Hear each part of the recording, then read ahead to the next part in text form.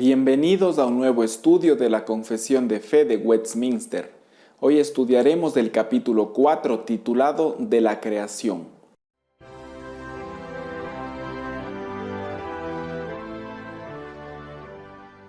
La primera parte dice: agradó a Dios el Padre, Hijo y Espíritu Santo para la manifestación de la gloria de su eterno poder, sabiduría y bondad, en el principio, crear o hacer de la nada el mundo y todas las cosas que hay en él, ya sean visibles o invisibles, en el periodo de 6 días y todas muy buenas.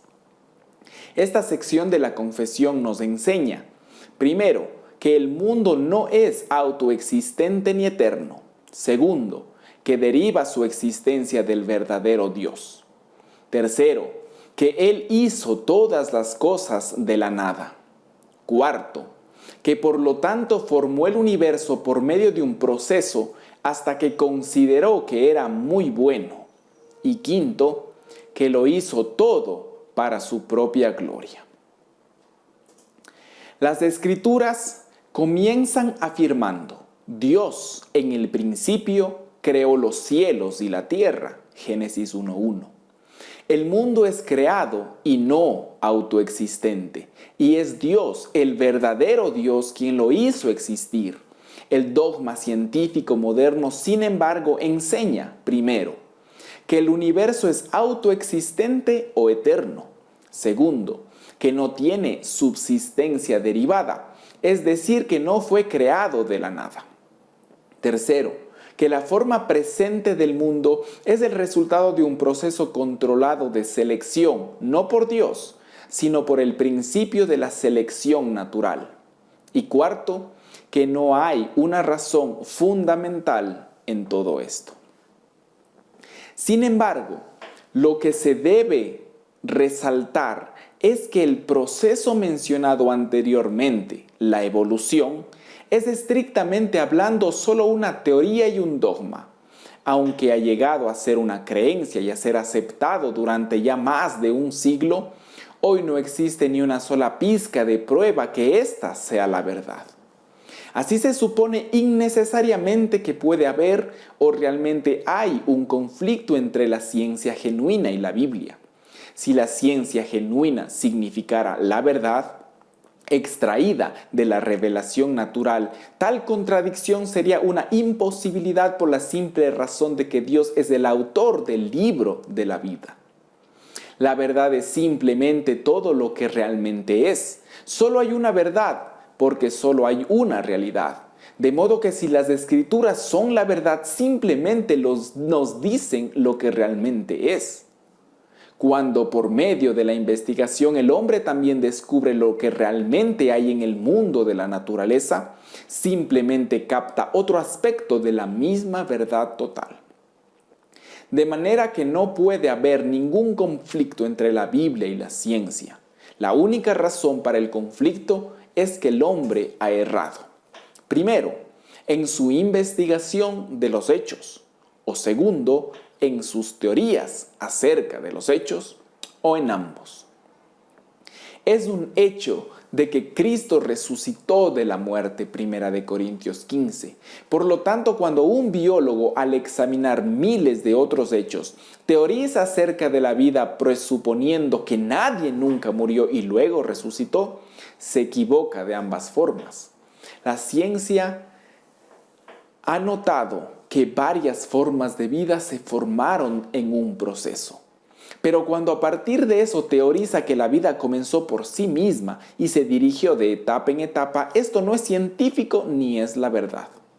Los evolucionistas han hecho muchas observaciones válidas, pero no han podido comprobar que las cosas causaron su existencia por sí mismas, simplemente porque eso no es la verdad. La segunda parte dice así: después que Dios hubo hecho todas las demás criaturas, creó al ser humano, varón y hembra, con almas racionales e inmortales, dotados de conocimiento, justicia y verdadera santidad, según su propia imagen. Ellos tenían la ley de Dios escrita en sus corazones y el poder para cumplirla, y sin embargo, con la posibilidad de transgredirla. siendo dejados a la libertad de su propia voluntad, la cual estaba sujeta a cambio. Además de esta ley escrita en sus corazones, ellos recibieron el mandamiento de no comer del árbol del conocimiento del bien y del mal. Y mientras ellos guardaron este mandamiento, fueron felices en su comunión con Dios y tenían dominio sobre las criaturas. Esta sección de la confesión nos enseña, primero, que el hombre fue la culminación de la obra creadora de Dios. Segundo, que la entera raza humana descendió de una sola pareja humana. Tercero, que el hombre fue hecho a imagen de Dios. Cuarto, que Dios lo proveyó a Adán con suficiente conocimiento de su voluntad, la ley escrita en su corazón, más una directiva especial para probar su obediencia. Y quinto, que Adán era capaz de obedecer debidamente, pero también de caer.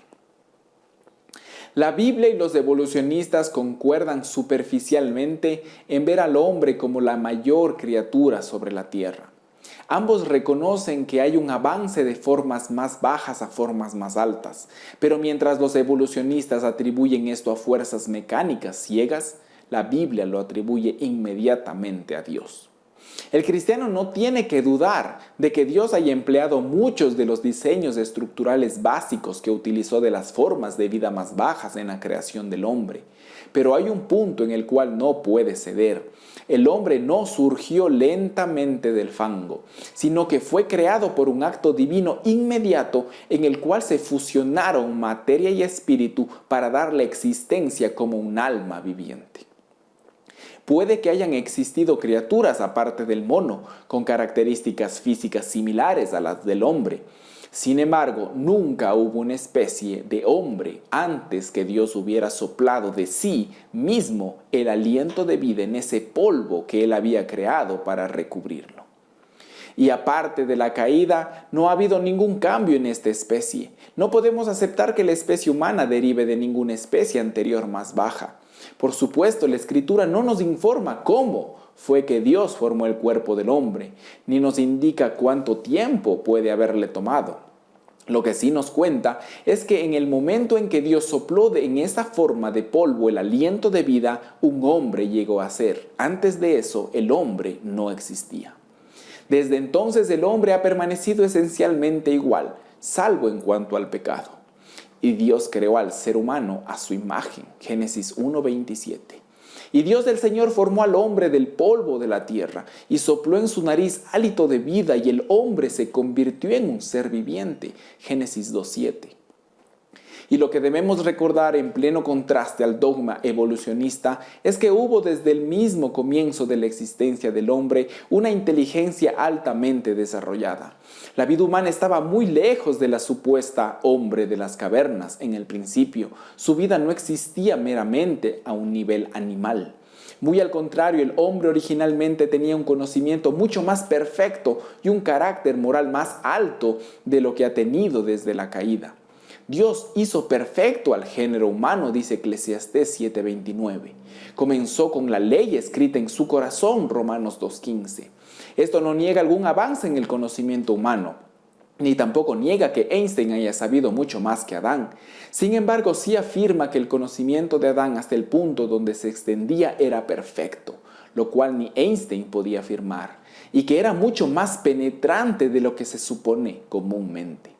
Nuevamente, la ciencia moderna y la Biblia concuerdan superficialmente en que la entera raza humana ha descendido de una sola pareja original. Sería demasiado para el científico creer que tal acción tan increíble pueda haber sucedido más de una vez en el mismo planeta aproximadamente al mismo tiempo. De modo que se ha vuelto un pecado contra la ciencia enseñar que una raza sea superior a otra. Sin embargo, el cristiano cree que Dios de una sangre hizo todas las naciones del mundo para que moren sobre la faz de la tierra. Hechos 17:26. Y resiste toda soberbia racista, no basado en el dogma evolucionista de la grandeza del hombre, sino en las doctrinas bíblicas de la creación y de la caída. No hay hombre que no deba ser altamente valorado, porque todo hombre retiene la marca de la imagen de Dios. Pero ningún hombre debe ser exaltado demasiado, porque todo hombre también retiene la terrible mancha del pecado. Pero, ¿qué quiere decir a imagen de Dios? Algunos han argumentado que la imagen de Dios se encuentra exclusivamente en el alma del hombre y no en su cuerpo, así como Dios es espíritu puro.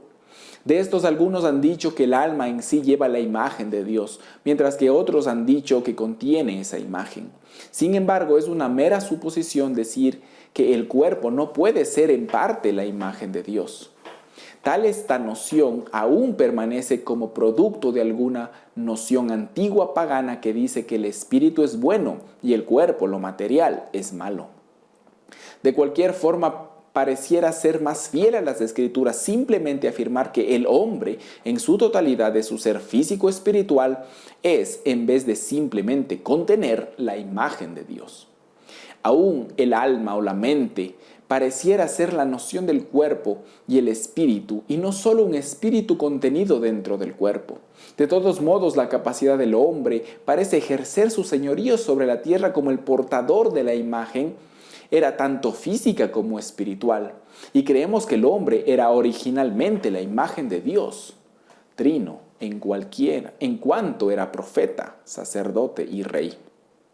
Así como hay tres personas en Dios en una esencia, así también en la persona de Adán hay la capacidad dotada de conocimiento, santidad y rectitud. Como profeta, el hombre fue dotado con los sentidos físicos y la habilidad mental de aprender la verdad. Como sacerdote poseía la sensibilidad y el deseo de alabar a Dios en verdadera santidad. Y como rey poseía el poder físico y mental y la habilidad de sujetar en rectitud todas las cosas según el propósito y la voluntad de Dios. En la deidad, esta característica el Padre a quien se le atribuye el conocimiento y el propósito, el Hijo quien dedica toda la alabanza y el deleite del Padre, y el Espíritu Santo quien lleva a cabo las determinaciones del ser divino. En la complejidad de la personalidad humana hay, y aún más en el hombre sin pecado había, un reflejo de esto. Oremos para terminar. Gracias, Padre, por haber creado todo lo que existe y ser el dueño y Señor de todo. Gracias porque entre todas las criaturas elegiste al hombre para llevar tu imagen y semejanza. Qué gran privilegio representarte en la tierra. Ayúdanos a ser una imagen fiel a ti y a ser un claro reflejo de Cristo en nosotros. Ayúdanos a cumplir la ley escrita en nuestros corazones por medio de la obra de tu Espíritu Santo. En el nombre de Jesús. Amén.